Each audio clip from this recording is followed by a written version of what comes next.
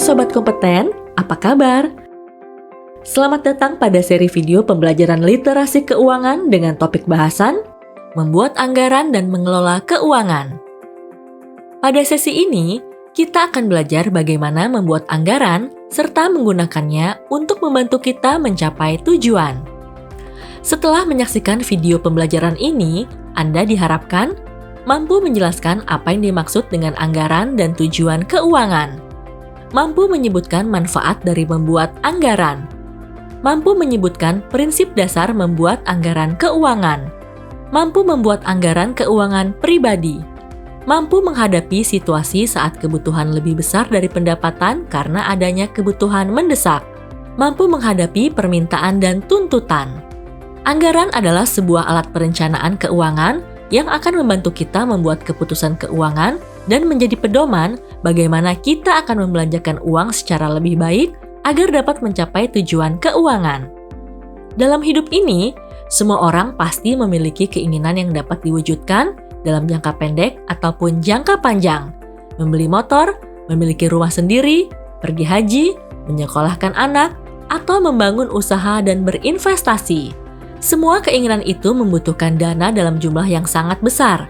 Karenanya, sangatlah penting bagi kita untuk terlebih dahulu menentukan apa yang merupakan prioritas utama dan menjadi tujuan keuangan yang harus dicapai dalam jangka pendek ataupun jangka panjang.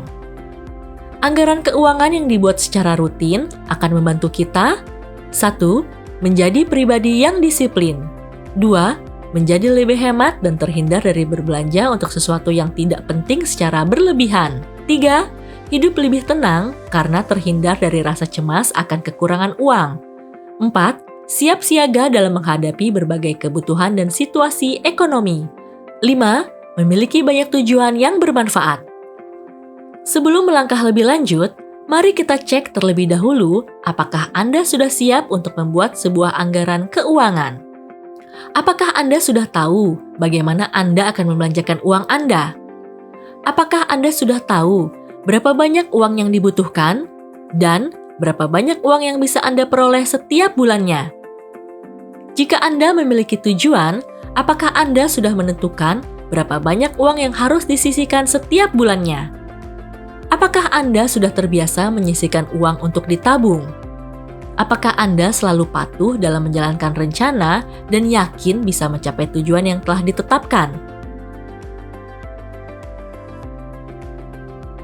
Anggaran keuangan terdiri dari dua komponen utama, yaitu pendapatan dan pengeluaran.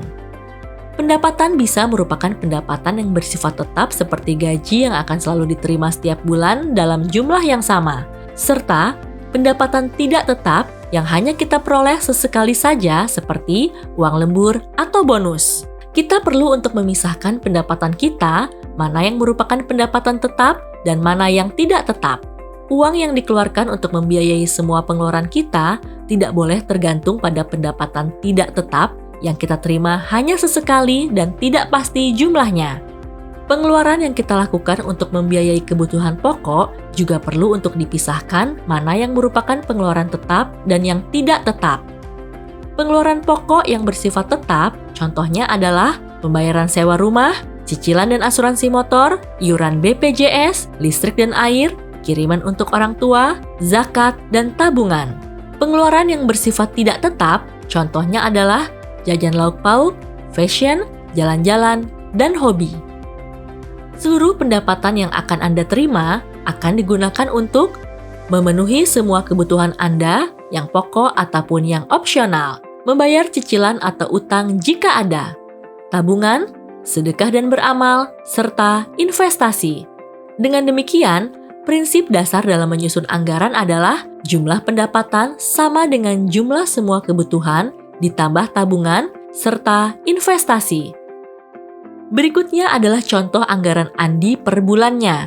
Pendapatan Andi berasal dari pendapatan tetap berupa gaji dari ia bekerja sebesar Rp4.250.000. Selain itu, pendapatan Andi juga berasal dari pendapatan tidak tetap seperti uang lembur atau bonus yang Andi terima sebesar Rp750.000. Total pendapatan Andi per bulannya adalah Rp5 juta.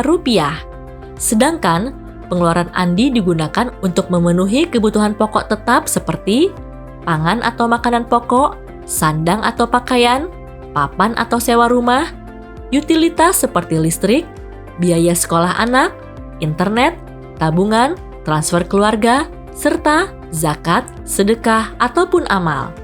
Total pengeluaran Andi untuk memenuhi kebutuhan pokok tetapnya sebesar Rp3.400.000. Selain itu, Andi juga memiliki pengeluaran untuk memenuhi kebutuhan pokok tidak tetapnya, seperti pangan atau jajan lauk pauk dan sandang. Total pengeluaran Andi untuk memenuhi kebutuhan pokok tidak tetapnya sebesar Rp450.000. Dan Andi juga memiliki pengeluaran untuk memenuhi kebutuhan opsionalnya, seperti jalan-jalan atau liburan, makan bersama teman, melakukan keinginan atau hobinya. Total pengeluaran Andi untuk memenuhi kebutuhan pokok opsionalnya sebesar Rp1.150.000. Berhematlah dalam memenuhi kebutuhan opsional, agar Anda dapat menyisihkan uang lebih banyak lagi untuk ditabung atau berinvestasi. Terdapat beragam panduan yang dapat kita terapkan sebagai pedoman untuk membuat alokasi pengeluaran. Pada kesempatan ini, Anda akan diperkenalkan dengan metode The Balance Money Formula 50%, 30%, 20%, di mana 50% untuk kebutuhan pokok, 30% untuk tabungan atau investasi, 20% keinginan. Menggunakan metode The Balance Money Formula, alokasi pengeluaran Andi menjadi Rp2.500.000 untuk kebutuhan pokok, Rp1.500.000 untuk tabungan atau investasi, Rp1.000.000 untuk keinginan. Sekarang, Anda telah paham bagaimana membuat anggaran.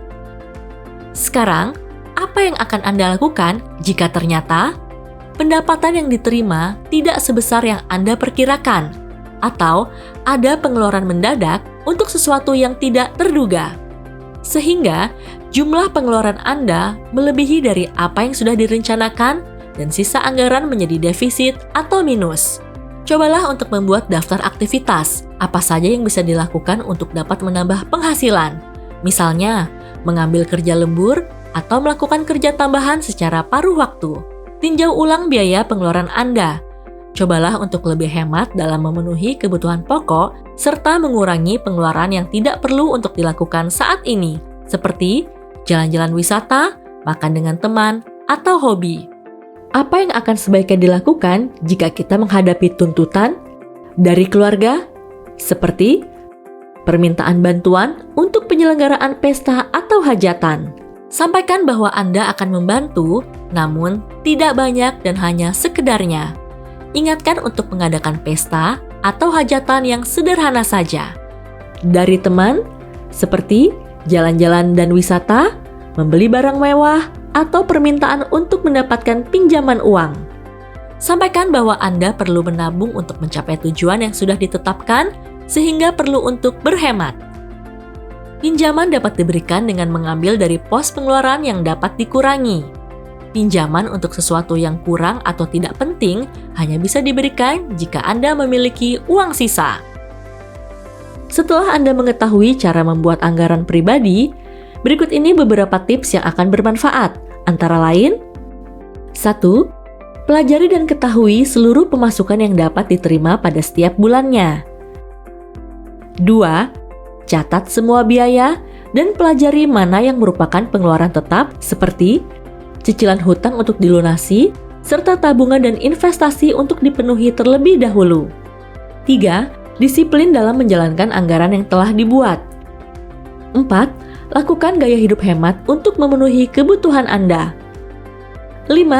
Ketika anggaran defisit karena ada kebutuhan mendesak, upayakan untuk mencari tambahan pendapatan atau mengurangi biaya pengeluaran.